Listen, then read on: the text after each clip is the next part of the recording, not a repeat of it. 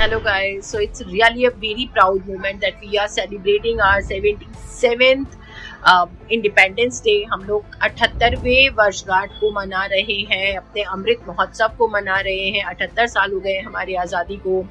सबसे गंभीर बात इन सब के बीच में हमारे नेता, हमारी सत्ता, हमारी सरकार रोज हमें ये चीज बता रही है, बेटी बचाओ बेटी पढ़ाओ, देश को उन्नति की बातें हम लोग करते हैं और देश में बेटी को बचा के, बेटी को पढ़ा के, उन्हें बड़ा करके उन्हें डॉक्टर बनाते हैं, इंजीनियर बनाते हैं, साइंटिस्ट बनाएंगे, उन्हें आईएएस अधिकारी बनाएंगे, मुख्यतः उन्हें टीचर बनाएंगे और अलग अलग विधाओं के अंदर उनको शिक्षा देंगे। लेकिन उसके बाद क्या होगा, उनकी सुरक्षा का क्या होगा? अगर किसी बच्चे के साथ कुछ इस तरह की, बच्ची के साथ कुछ इस तरह की घटना हो जाती है, तो हमने वो यूपी का केस देखा, वहां पे उनकी बच्ची की कोई मेडिकल करवाने को तैयार नहीं है, उसका कोई रिपोर्ट दर्ज करने को तैयार नहीं है।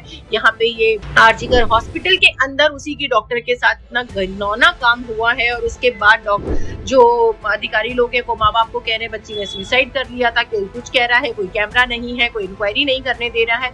इस तरह के हालातों में बेटी पढ़ाओ बेटी बचाओ, ये सही नारा है क्या? हमारी सरकार को सोचना चाहिए। क्या सच में सब अपनी बेटियों को बचाना चाहेंगे, पढ़ाना चाहेंगे? इस तरीके की कहीं पे भी किसी भी तरीके की सुविधा, स्पेशली सुरक्षा सुविधाओं का इंतजाम नहीं है। हमारी सरकार हमारे महिलाओं के सुरक्षा कानून को लेके मुझे लग रहा है संजीदा नहीं है। उनको इस चीज को लेके सीरियस होना पड़ेगा। महिलाओं की सुरक्षाओं को लेके उनको बहुत सारे कदम उठाने पड़ेंगे, नहीं तो जितना अब तक झेला है, अगर सभी लोग उनके अगेंस्ट हो जाते हैं तो ये सरकार पे भी भारी पड़ेगा और देश के लिए तो बहुत ही शर्मनाक बात है।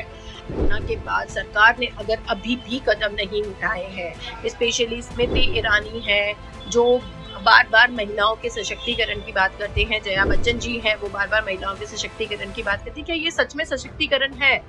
आपकी जो पुलिस अधिकारी हैं वो तक इस तरीके की पीड़ित महिलाओं के साथ बदतमीजियां करते हैं, ना तो उनके ऊपर कोई कार्यवाही होती है, ना जो इस तरीके के रेपिस्ट है उनके ऊपर कोई कार्यवाही होती है। आज तक जो निर्भया कांड के भी अपराधी थे उनको सजा मिलने में इतना समय लग गया कि उस सजा का कोई मूल्य नहीं रहा।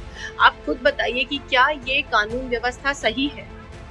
क्या इससे अपराधियों को बढ़ावा मिल रहा है या महिलाओं को सुरक्षा प्रदान की जा रही है? ये तो ये हुआ कि आपकी सुरक्षा अपने हाथों में है, पुलिस अधिकारी भी कुछ भी कर सकते हैं, कोई भी आपके साथ आके कुछ भी कर सकता है और कोई मतलब नहीं है। आप अपने साथ बॉडीगार्ड्स की फौज लेके घूमिए।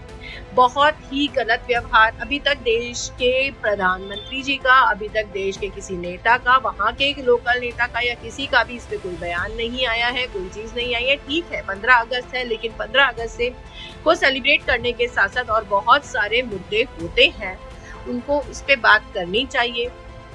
अब तक नहीं करी है, अब करनी चाहिए, इसके ऊपर कड़े कदम उठाने चाहिए, वरना अदरवाइज आप महिलाओं को कोई भी प्लेटफॉर्म प्रदान नहीं कर रहे हैं। केवल बेटी बचाओ बेटी पढ़ाओ कहने से कुछ नहीं होता है। स्टिल जय हिंद, जय भारत, हैप्पी इंडिपेंडेंस डे।